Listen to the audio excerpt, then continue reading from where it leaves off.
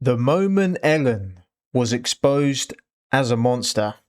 Ellen DeGeneres might have had the biggest fall from grace of all time. In just a matter of days, her 2 decades reign as the queen of daytime TV completely fell apart. And despite her self-proclaimed title as the nicest person in show business, there was some clear warning signs as to who she really was. Like when she pressured Mariah Carey into revealing her pregnancy before she was ready. Wow. The other thing is that people are saying that that you're pregnant. There's rumors. Don't discuss that. All right. Well, you don't have to. No, answer. that's okay. Wow, no, that's a low ball. Let's just toast with champagne and decide. But they've been saying that since we. The moment came all the way back in 2008, 12 years before the truth about Ellen would really come out. Mariah, like countless celebrities before her, had come onto the daytime talk show expecting some easy questions and some wholesome fun. But I feel like going on this show, you're kind of playing Russian roulette with actually being asked genuine questions, or it's going to be a humiliation ritual. instead, halfway through the interview, Ellen ambushed her with questions about rumors that she was pregnant. While the audience were laughing along at the time, it's clear now just how uncomfortable this really was. Yeah, I can imagine. Some champagne. It's just fattening. So, you can't have champagne? That's not champagne because you can't. No, it have is. Is it really? Yeah, you want to taste it? I can't believe you did this to me, Ellen. What? No, Are you trying I'm to not just- gonna. Wow, using alcohol as the flipping weapon to get her to come out because she knows she can't drink it if she's pregnant is crazy work. Ask you if you're pregnant or This not. I'm is just peer gonna pressure. say. Do you see what Ellen is doing? This is peer pressure. Let's toast to you not being pregnant. If you're not pregnant, then we Oh should. my goodness. That's I weird. can't believe By doing this, Ellen put Mariah into an awful position, either having to endanger her future child or reveal her personal life to the entire world. It's incredibly abusive and invasive to do this to someone, especially on live television, knowing what happened afterwards. You see, Mariah lost her child later on in her pregnancy, and subsequent interviews showed just how much this moment affected her. I have my own dog. Actually, she's pregnant. I have 2 dogs, both Well, her Jack master Russells. isn't. Her master is, well, let me take some of the vodka next to me. Why aren't you answering? Ellen did that to me and tried to put me on the spot All right. with some alcohol. Okay. Yeah. I'm not Real trying to alcohol. I'm trying to put you on the spot. In an interview a year later on with Larry King, she's nearly in tears from discussing what Ellen did. The wound was still raw. In an interview from 2020 with Vulture magazine, Mariah Carey said that, quote, "I was extremely uncomfortable with that moment is all I can say. Yeah, and I I really bet. have had a hard time grappling with the aftermath. I didn't enjoy that moment." What this did was show that Ellen's actions still hurt years and years after the fact, all just for a bit of gossip on daytime talk show that people only remember now because of how awful this really was. It's moments like this that make you doubt how Ellen Yeah, and she knew what she was doing. I know a lot of people are trying to defend her. Well, they did back then, saying it was a joke, you know, bloody, bloody, blah. I don't think so. ever got a reputation for kindness, or how she even got started in the industry to begin with. In truth, it was a rocky road at first. Ellen began her career and ended it recently as a comedian. For years she had great success, working her way up from comedy clubs into the mainstream. This gave her parts in films, and eventually her very own self-titled sitcom. But in 1997, at the height of the show's popularity, she came out to the world. This was one of the first times this had ever Yep, I'm gay. Seems like an interesting book. happened with such a big star. And while her bravery was praised by the show business world, it also either caused or coincided with a sharp drop in the show's popularity. It was cancelled just 1 season later. Damn. An attempt at a different sitcom didn't work either, and for a few years, Ellen slowly faded out of the public eye. That was until 2003, when she got a role that would restart her career and kickstart her journey back up to the top. In many ways, Dory from Finding Nemo was the perfect role for Ellen and Great her film. image. She played the scatterbrained but energetic and upbeat character so well that it felt like it was made for her. And the massive success of this film, especially her role in it, gave her the exact blueprint she needed. See, I didn't even know this until recent that she was the voice. I didn't even know. Ellen would then take this and synthesize it into a whole new vision for her career, playing a version of this character for the next 20 years. In that very same year, Ellen then began hosting the Ellen DeGeneres show. Her positive, innocent, and energetic The Ellen Degenerate or DeGeneres? Which one? persona cut a stark contrast to the rest of the daytime TV landscape. For years, shows like The Jerry Springer Show had dominated TV with their focus on conflict and taking it as far as That possible. show was funny. But Ellen was seemingly different, with people describing her interviewing style as like talking to an innocent, overexcited 12-year-old, as it gave this impression of a wholesome, harmless show that was easily digested by the masses. But as we find out later on, it was all just a performance. Yeah. Even before the truth finally came out though, there were a whole lot of hints coming up. I mean, look at the background All of the just a show. performance. Even before the truth finally came out, We all know what that looks like, and that signals. Yep, kind of looks like that island of the guy she was friends with. It's kind of similar. though, there were a whole lot of hints coming up to this. You see, Mariah wasn't the only celebrity to have negative experiences on The Ellen Show. Over the years, there have been way too many awkward and toxic moments to count. Why do you deny it? Because we didn't. Oh, okay. So, As a lot of Ellen's jokes Look, they've even got the white and blue thing in the background that kind of looks like the temple. often relied at poking fun at her guests, whoever they might have been. And while most of the time this came off as good-natured banter, sometimes her angles of the attack would reveal the depths of her inner prejudices. Yeah. Ellen actually often had a go at translators she had on the show, as well as the guests that they were translating for. I mean, just take a look at how she spoke to one translator in this clip. 学会在学怎么弹电子吉他，你还想再学？ Just one question, just what else does he want? I don't know what you're telling him, but just ask him what I'm saying. Okay, sorry.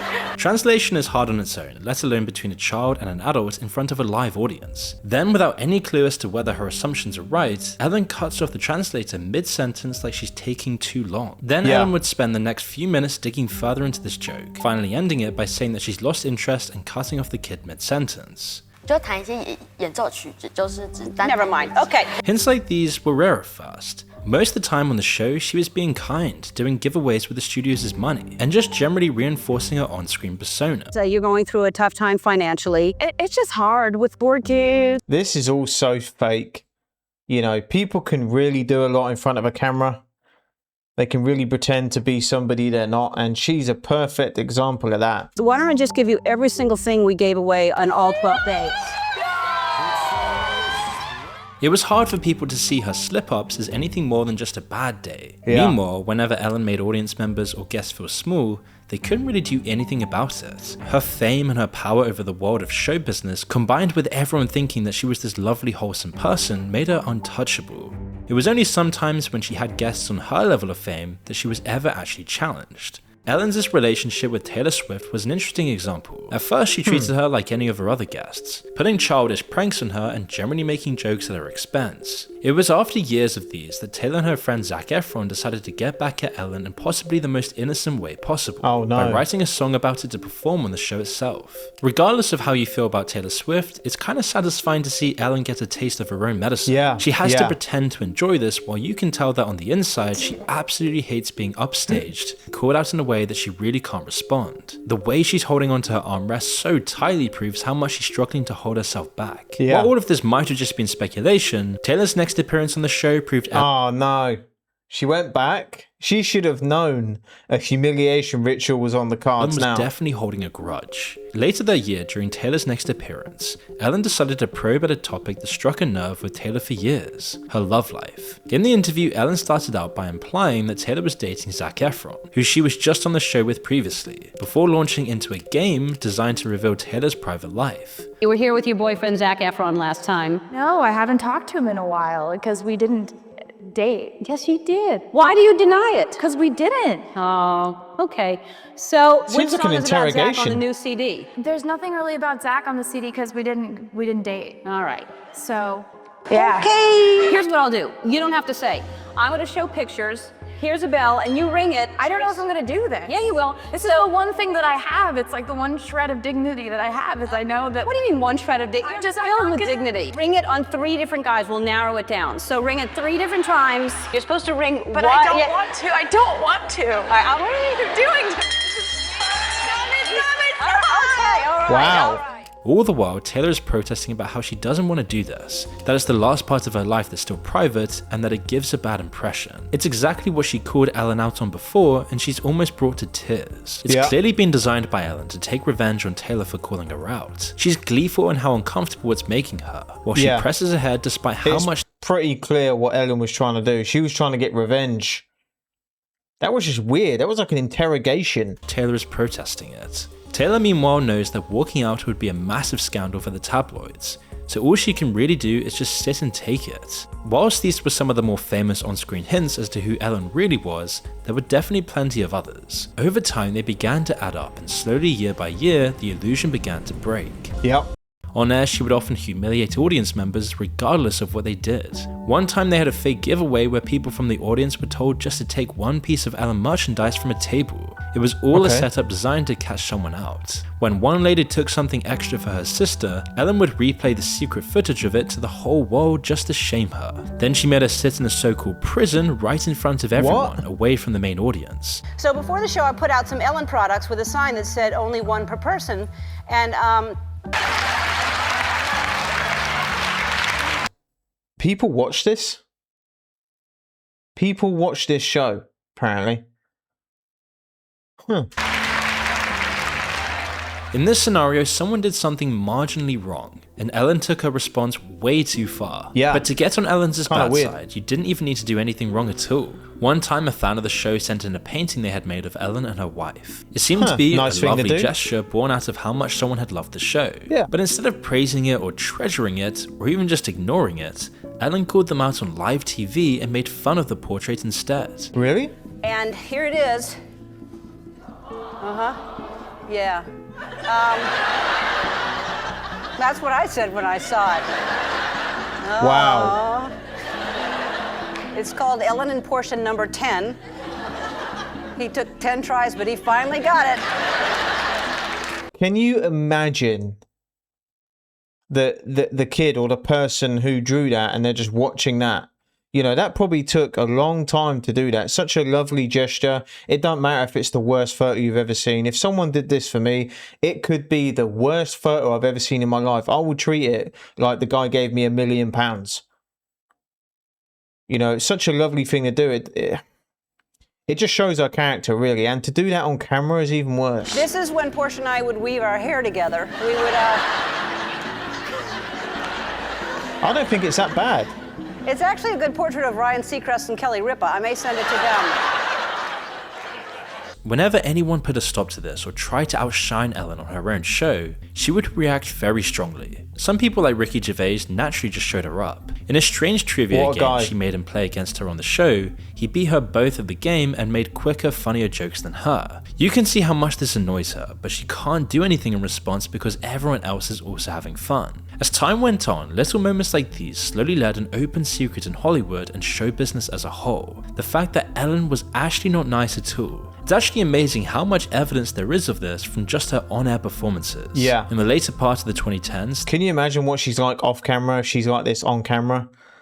I bet she's a real piece of work. Things only got so much worse for Ellen. While on the surface the show did seem to still perform well, it wasn't where it once was. Years and years of keeping up this character had clearly drained Ellen. She stopped at iconic dancing, brought in guest hosts, recycled content, and just generally put up far less effort into the whole thing. Meanwhile, her ability to keep up the persona had begun to fall apart. Mean-spirited jabs that used to be well hidden started backfiring. In 2019 went viral and did major damage to Ellen's reputation, which was already beginning to fall apart at the seams. It also showed the laziness that had taken over the show as well as Ellen's severely overinflated ego, and you can see how much it troubles her as it unfolds. She knows she just got caught completely red-handed, especially as she pulled exactly the same trick last year. By the time 2020 rolled around, Ellen's show was truly on its last legs. When lockdown came, it only upended things even more. Ellen's show couldn't continue as it had. I mean, you can't really sit down with people every day and have a live audience when everyone's in quarantine. But what was much worse for Ellen's career than the lockdown's effects on the show was how she handled it herself. Like other celebrities, she was fully involved in the whole imagined publicity stunt. Then she made posts talking about how she felt like she was in prison, all from one of the many rooms in one of her multi-million-dollar mansions. That's crazy. Talking about you're in prison, playing the victim, chilling with millions in your bank account in a massive mansion with massive grounds, a garden. You can do what you want when you want. Yeah, we're meant to feel sympathy for you or something. Just the honest stuff we've already seen should have easily been enough to get people asking questions, but there were also tons of hints based on how she acted off-set as well. In fact, it was these little moments that are likely to have contributed to her downfall far more than what happened in front of the cameras. In individual moments with fans and members of the public, Ellen showed her true colours. Each of these small examples of disrespect weren't enough on their own, but added up, they created an awful career-ending picture. Once this finally broke, it was going to be all over for Ellen. It was in 2020 that these experiences really came into focus when the comedian Kevin Porter asked people for their negative Ellen experiences on Twitter, offering charity donations in return for each one. And he couldn't have ever expected the massive outpouring of stories he got. With over 2,600 replies and counting, it seemed like everyone in Hollywood who had met Ellen had something awful to say. So many things that you can't think for 1 second they weren't based on the truth. To list just a few highlights, there were tons of stories about Ellen insisting that people shouldn't look at her or talk to her. She would not thank or even acknowledge people who brought her things like coffee, or she would just completely ignore the live audience when she didn't absolutely have to talk to them. One waitress who served Ellen and her wife at a restaurant was allegedly insulted by her and shamed for having chipped nail polish of all things. A week later, she was then fired after Ellen strangely and viciously complained about her to her managers. And if that wasn't bad enough, the majority of the complaints came from people who worked on her show. There were numerous reports of a toxic working environment, racism, prejudice, insults, and people would get fired for speaking up or even just taking bereavement or medical leave. This all got the ball rolling, and from just one Twitter thread, the open secret was no longer taboo. A few months later, BuzzFeed then released information from the first formal investigation of the show. It included far more detail and tons more allegations against the show and Ellen herself. While the reputation of niceness that Ellen had built insulated her for years, it backfired spectacularly once the truth became publicly known. Deprived of the very selling points and idea behind her show and her persona, she was forced to retire. After the allegations, the show carried on for one more tired season. Then it was cancelled, never to return. Now it's worth asking how this could— I'm surprised it went on for that long, to be honest. I don't know who watches that crap. To be fair, I used to watch Jeremy Springer and Jeremy Kyle a lot just because it was so bad, it was entertaining. Like, it was so funny. And a lot of the people were so flipping dumb. It was just entertainment. That's all it was. But the Ellen show is just, I can't see anything interesting about it. Nothing. I find it crazy that people actually, well, there's a lot of things that are on TV which I find crazy that people watch. Same with Love Island, and don't even get me started on that. Gone on for so long in the first place though. Fame and power obviously give people their own protection, but it's still a testament to the rot within Hollywood and show business that this could ever happen. Ellen built an entire brand on being kind and open, while undermining people, being rude to people, and treating them like trash the whole time. And it's not even just her. People like James Corden have also had similar allegations. But all of this makes her recent Netflix special all the more insulting, where she still plays the victim and acts like all of this was just overblown. However, these are the same techniques that kept her on the top. Celebrities that came onto the show only to get insulted or humiliated, they couldn't speak out. They're forced to appear on these shows most of the time anyway to just promote their movies or music. Then they have to endure whatever happens just to get some publicity. Ellen took advantage of this power imbalance. If they spoke up without enough proof, then they would be risking their own careers and reputation within the entire industry. Audience members and less famous guests were in the exact same position, only they wouldn't even be heard if they spoke up anyway. Lastly, there were the people working for her who were completely at her mercy. They didn't have— And she had Diddy on the show as well, don't forget that, and was talking about how great the Diddy parties are. Not surprised she was at those. any choice at all. Their whole livelihoods depended on staying on Ellen's good side or flying under her radar. It's this popularity contest and these social pressures that enabled someone like Ellen to have so much power and fame in the first place. What's more, Ellen used her immense wealth and fame to become a house flipper for celebrities, and this gave her even more influence. 450 million as of 2024? Wow. In Hollywood circles, perpetuating her career in spite of how awful she treated everyone. This is how she spends her time now. Most recently, she bought yet another mansion in the British countryside, along with a ton of other multi-millionaire celebrities. While she might have lost her show, both Ellen and the mansion she dipped to when the Epstein files came out? That's interesting. The forces that created her are still deeply embedded in modern Hollywood. Instead of being a cautionary tale, her story tells us that you can do pretty much anything you like as long as you have enough fame and power. When such a rotten apple can be declared as the sweetest of the bunch, you know there's a much bigger problem at play. True. Anyone else notice that the people who most loudly proclaim their goodness and morality are actually the most wicked and corrupt? Yeah, we've seen that now. And that, yeah, all that stuff, the charities, the money, the donating, doing nice things, it's all for the cameras. It's all for the cameras. Forcing someone to reveal that they are pregnant is unbelievably cruel. Pregnancy isn't fun and cute for everyone. Baby loss is utterly devastating. Yeah, that one was pretty bad. The Taylor Swift one was pretty bad, but that one was the worst one for sure. And getting her to drink, forcing her to drink and people laughing. I don't know about that one, Chief. Ellen was letting Mariah know that she knew very private things about her. A creepy, abusive power demonstration. Yeah. A lot of the bad clips I've seen, that they are almost like a humiliation ritual. Well, I say almost. They pretty much are. Ellen was in the Epstein files. She is referred as a cannibal. Yep. That one doesn't surprise me. I always hated Ellen and proud of it. Well, she's not exactly got a lot of positive feedback anymore. Ellen was actually evil. That moment with Taylor Swift was mean as F. Yeah, I agree. I mean, I'm not a Taylor Swift fan, but seeing her make that song and mocking her was actually funny. And you could see how wound up Ellen was getting. And when she went back for the second time, it wasn't a coincidence. She wanted to get her back. That was pretty low. When Taylor broke down and screamed stop, how the F was the audience laughing? That's borderline insane. How was any of that played off? My mind is blown. That didn't start a huge scandal in itself. Yeah. Well, the people who go and watch the Ellen show are so fixated on Ellen and they see her in this perfect light. That's why. But yeah, I mean, it was uncomfortable to watch, let alone be there. And you could see it was no longer like a civilized conversation. That was a tough watch. It's just humiliation at its finest. Let me know what you guys think. I'll be interested to hear your thoughts down in the comments, and I'll see you guys in the next one.